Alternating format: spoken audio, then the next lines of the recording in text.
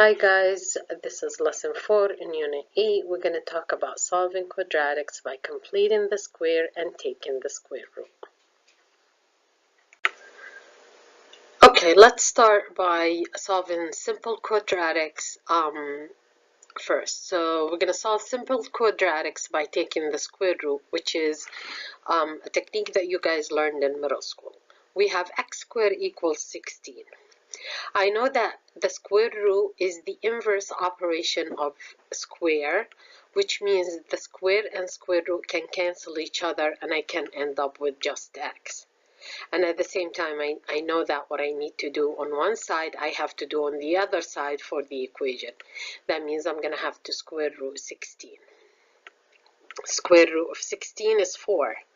But there is another value that we don't pay attention to usually when we talk about the square root of a number, which is the negative value. Negative 4 times negative 4 is 16, which means that technically we have two solutions for this equation. The first one is 4, and the second one is negative 4. Now, let's take a look at the second example here. We have x squared minus 5 equals 44. So in this situation, if I add 5 to both sides of the equation, I'm going to end up with an equation that is similar to the one that I did previously. So I have x squared equals 44 plus 5 is equal to 49. Again, I can get the x value by square rooting both sides of the equation, which makes me end with x equals 7 and x equals negative 7.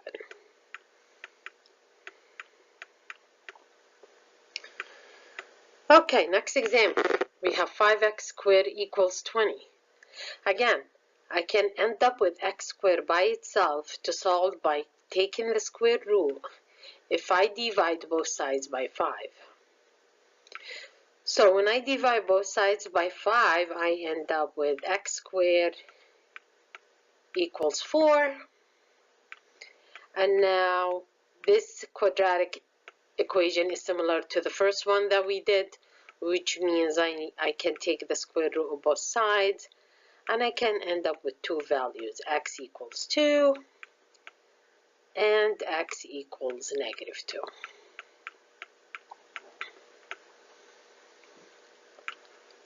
Next example, we have x plus 10 squared equals 6. In this example, I have a perfect square here. And I cannot take away the 10 from the inside of the parentheses unless I get rid of the square. So to get rid of the square, I'm going to take the square root first. And by taking the square root of both sides, I end up with x plus 10 equals square root of 6. That's the positive value. And I end up with x plus 10 equals the negative value of the square root.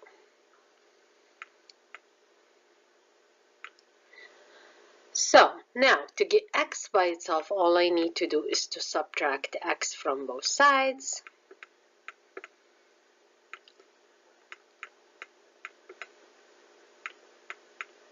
And I end up with x equals negative 10 plus radical 6, because that radical is in the simplest form.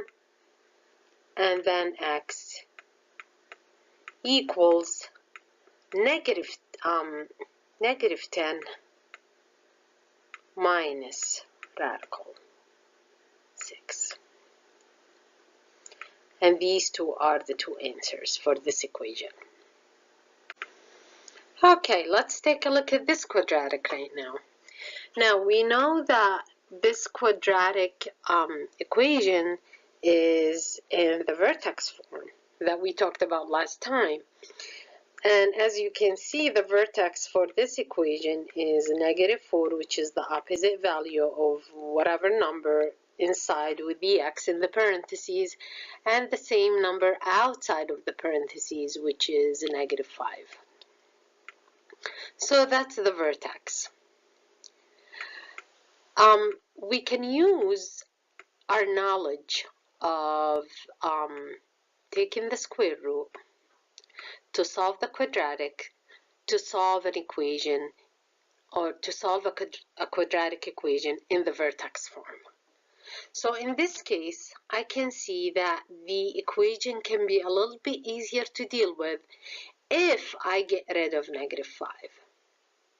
That's why I'm going to have 5, add 5 to both sides of the equation. This makes me end with x plus 4 squared equals 5. And now we have a similar problem to the quadratic that we just solved previously.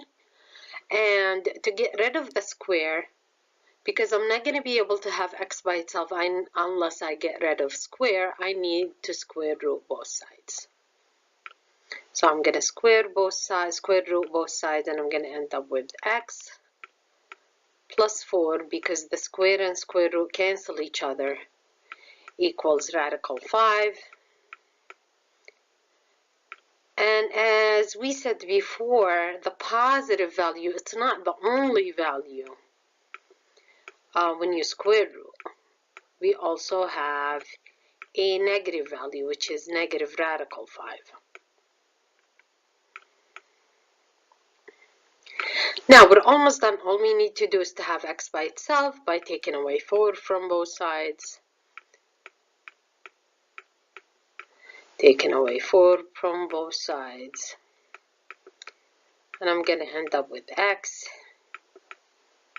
equals -4 plus radical 5,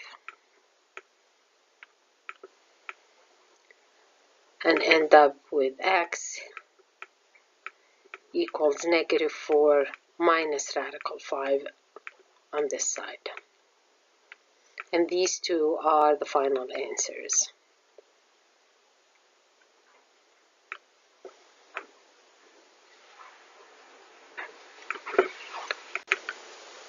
Now, let's look at this example. We have x squared plus 8x plus 6 equals 0. And this is a quadratic in the standard form. And we just learned that we can solve the quadratic by taking the square root if we have the quadratic in the vertex form. So I can solve by taking the square if I change the standard form to the vertex form. And this is what I need to do first. I need to change this quadratic from the standard form to the vertex form by creating a perfect square. And we said in the previous video that we can create a perfect square by having a space between the second term and the last term of the quadratic. And then taking the middle number, which is 8, and dividing that number by 2, which give us 4, and then squaring that number, which is 16. So to create a perfect square, I have to add 18 in the space here, and I have to take away, I have to add 16, and I have to take away 16 from the last term. So I'm going to end up with a trinomial that I can factor into x plus 4 times itself to create a perfect square. and then add 6 to negative 16, which will give me negative 10.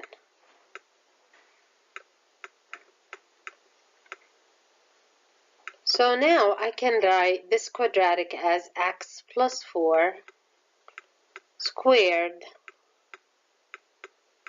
minus 10 equals 0. And this is a quadratic in the vertex form, and the vertex in this case is negative 4, negative 10. Now I'm trying to solve by taking the square root, which means I'm going to have to add 10 to both sides first before I can take the square root to move the 10 to the other side of the equation, which will make me end with x plus 4 squared equals 10. Okay, now I can take the square root. So by taking the square root from both sides, I'm going to end up with x plus 4 equals radical 10, and x plus 4 equals the negative value of the radical, which is radical 10, negative radical 10. And to get the final answer and have x by itself, I need to subtract 4 from both sides.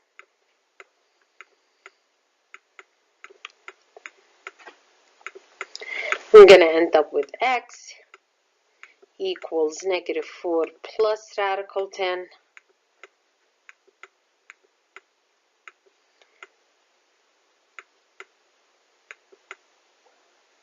and x equals negative 4 minus radical 10.